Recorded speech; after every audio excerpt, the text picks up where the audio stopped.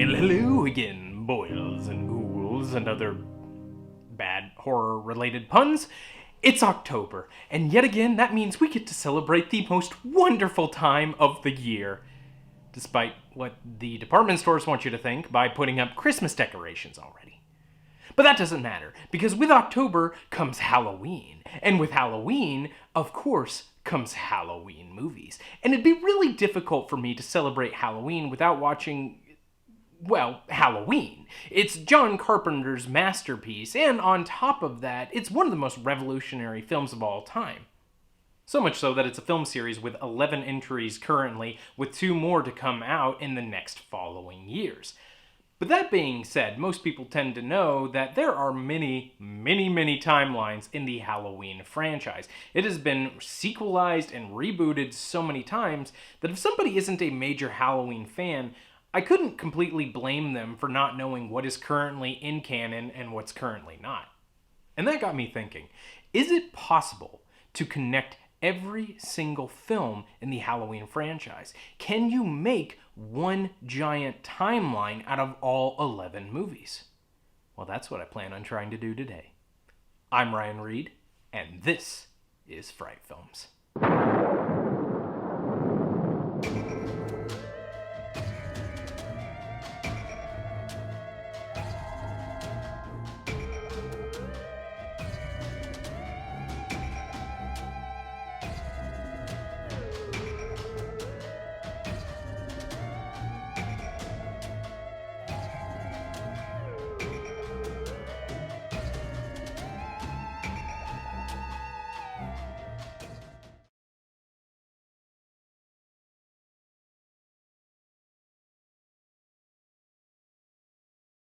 Today's episode of Fright Films is going to be somewhat different in that rather than talk about the history and making of a particular film, I'm just going to look at the Halloween franchise as a whole and see if we can connect the dots between all of the plots. You see, by my count, the Halloween franchise has been restarted about 5 times.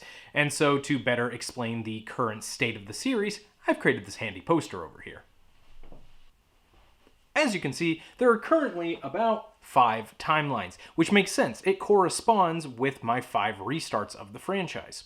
And here's a heads up for this video as well. I'm not going to go into all of the ins and outs of each film, and so it will require a minimum knowledge of each movie, as well as the fact that there will be spoilers. So if you're ready, let's jump into it.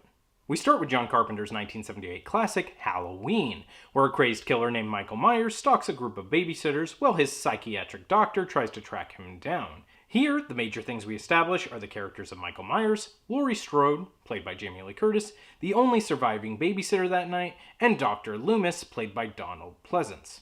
At the end of the film, Dr. Loomis manages to save Laurie Strode by shooting Michael Myers 6 times, only for him to fall off a balcony and his body to go missing in the final moments. Halloween was such a massive hit that of course it led to the slasher craze in the 80s, as well as its own sequel in 1981 entitled Halloween 2. In this film, we learn that Laurie Strode is Michael Myers' other sister, and on top of it, by the end of the film, supposedly Dr. Loomis and Michael Myers die in a fiery explosion in the hospital.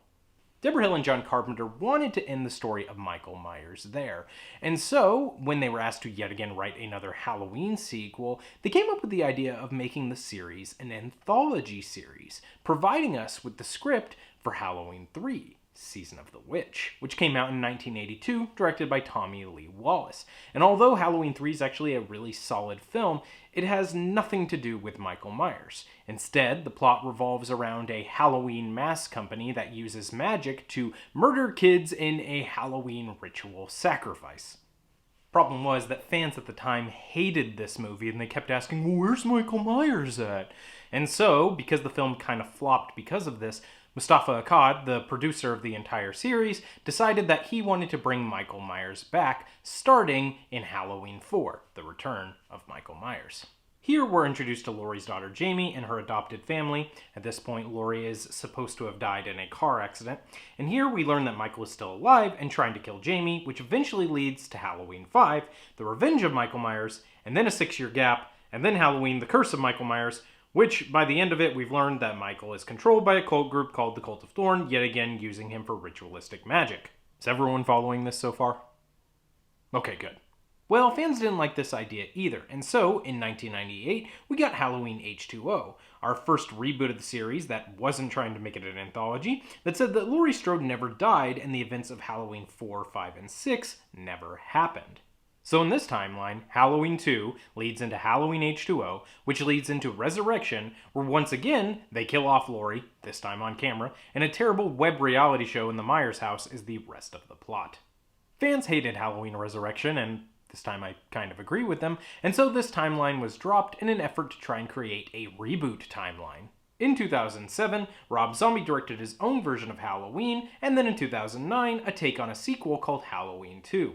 Characters were the same or similar, such as Laurie being Michael Myers' sister, Dr. Loomis, now played by Malcolm McDowell, hunting down Michael, and Michael Myers stalking and killing babysitters. But by the end of Rob Zombie's Halloween 2, things are just much different. Laurie is either crazy or dead, depending on which cut of the film you watch. Michael Myers is dead. Dr. Loomis is dead. There's just a lot of death. But in all honesty, I actually like the Rob Zombie films for what they are. They're meaner, gorier, and just more disgusting, which is exactly what you hire somebody like Rob Zombie for. However, fans did not like this. Yet again, and while Rob Zombie's original film made a ton of money, his sequel did not, and so that timeline was yet again abandoned in an effort to try and reboot a new timeline with a movie that came out in 2018 simply called Halloween. It acts as a direct sequel to the 1978 film Halloween, which is why I hate the fact that it's simply called Halloween, and so myself and many other fans refer to it as Halloween 2018. Here the plot is fairly straightforward. Laurie is no longer the sister of Michael Myers. Instead, she is simply a person who is caught in the path of a psychopath. And while Halloween 2018 is not a perfect film, it does get a lot of things right, including bringing back Jamie Lee Curtis as Laurie Strode. And most people agree the film's fairly solid, and it did make a ton of money, and so we're getting 2 more sequels to follow that, one in 2021 and one in 2022.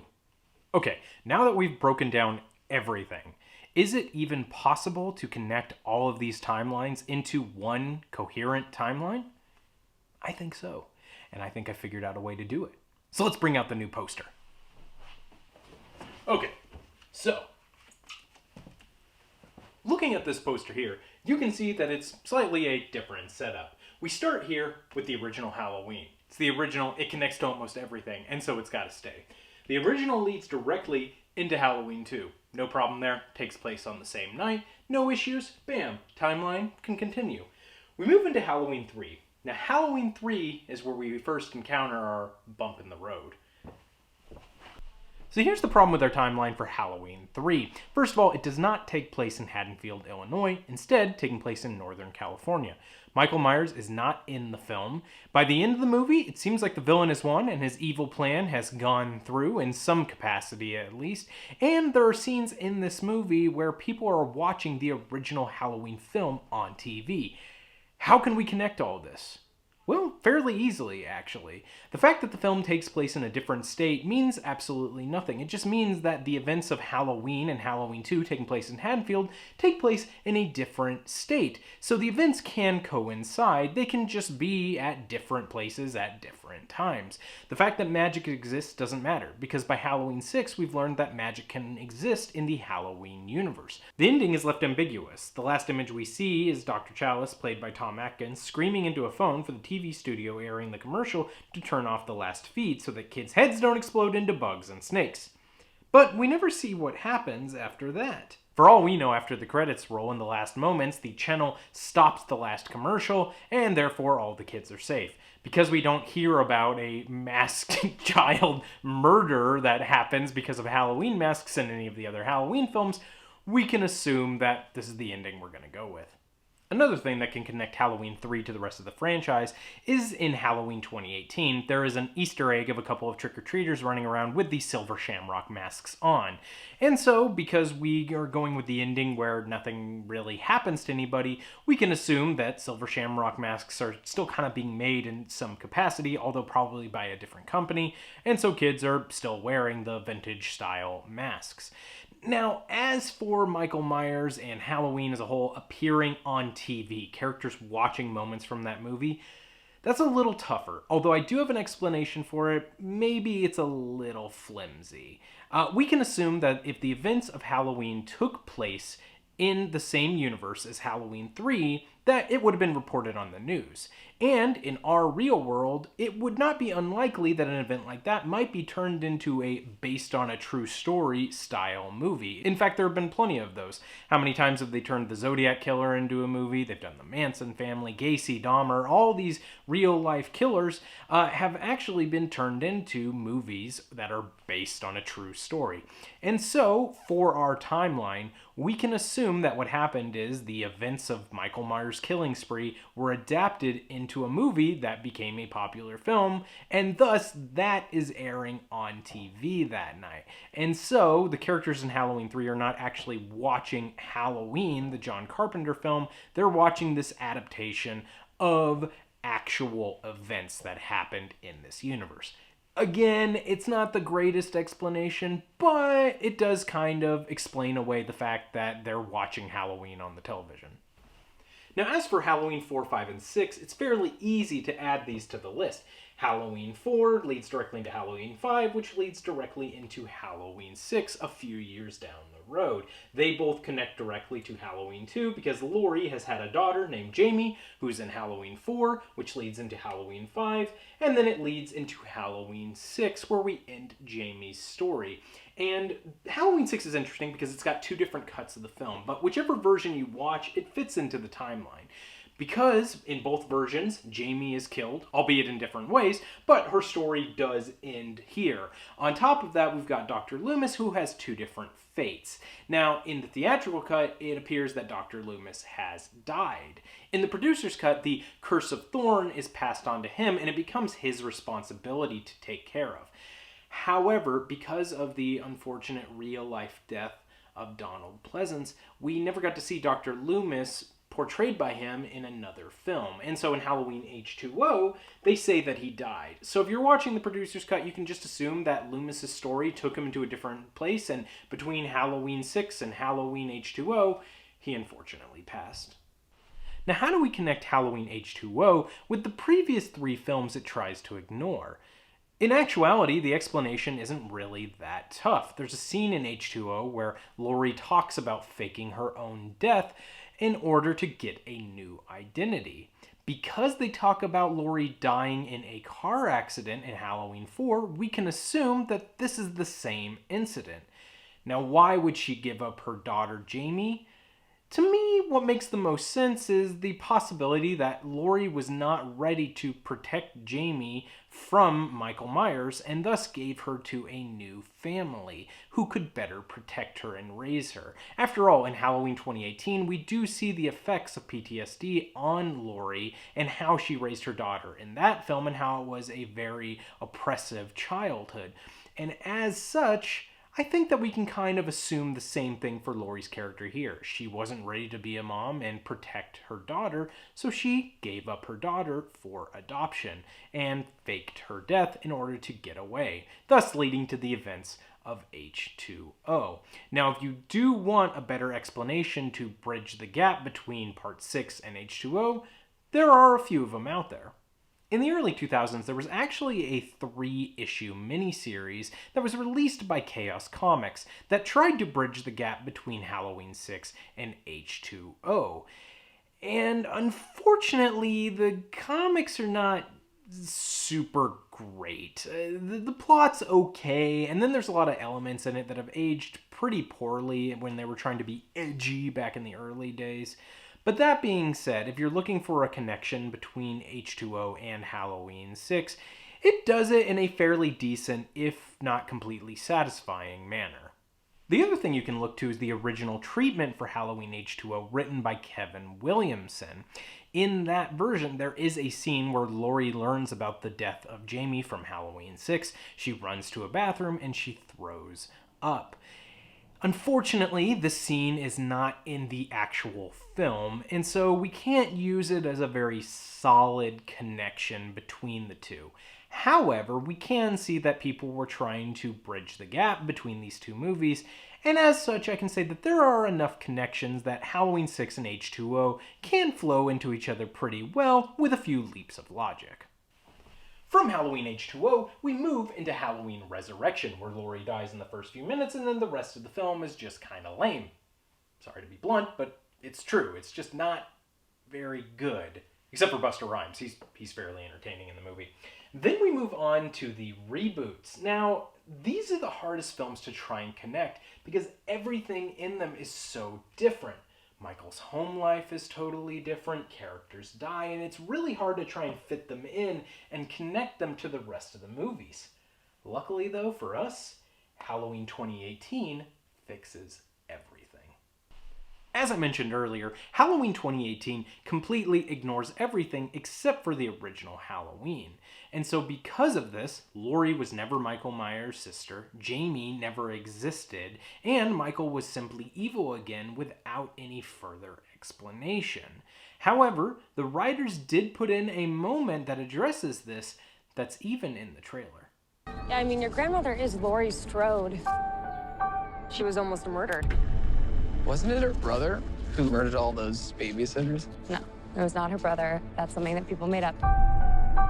This quick interaction tells us everything that we need. By saying that the story of Laurie and Michael is something that people made up, it turns our story into a more mythical one. Some sort of urban legend that gets passed around the schoolyard between kids trying to scare each other with tales of the boogeyman. And this is a fantastic way to address our timeline, because what that means is that everything between Halloween 1978 and Halloween 2018 is the stuff of legends. The X-Men film Logan actually did a similar thing, in a scene where Logan talks to a kid about comic books and explained that not every story you read in them is something that happened or something that happened in the exact same way. By doing this, it allows all the X-Men films to still exist without addressing every single plot hole. And we can apply the same logic to the Halloween franchise. Because nothing between Halloween 1978 and Halloween 2018 is technically canon, we can view these films as stories, as legends, as grand campfire tales. And I'm sure that some of the elements within each film actually did occur. Like, I'm sure Silver Shamrock is an actual company in the Halloween universe. And I'm sure Laurie did go to the hospital after the events of Halloween. But because these are stories, the details start to get a little bit fuzzy. And so we can accept all of these films as canonized tall tales, as a series of what-if scenarios told by people. And that is the smartest thing Halloween 2018 could have done. It allows the story of Laurie and Michael to play out the way they wanted without diminishing anything that came before it. So to answer the question at the beginning of the video, is it possible to make one timeline out of every single Halloween film? And the answer is yeah, kind of, as long as you accept the fact that some of the movies are being told by an unreliable narrator. And for me, I actually kind of find this to be a fascinating approach. However, whichever continuity or timeline you prefer, just remember that we're all here to celebrate Halloween as Halloween fans. Maybe you don't like a movie, maybe you do, that's okay. But when you talk to about people, have a discussion, have a dialogue, not an argument. After all, we're all here to celebrate the fact that we all like one of the greatest slasher franchises of all time. I'm Ryan Reed. Have a happy Halloween.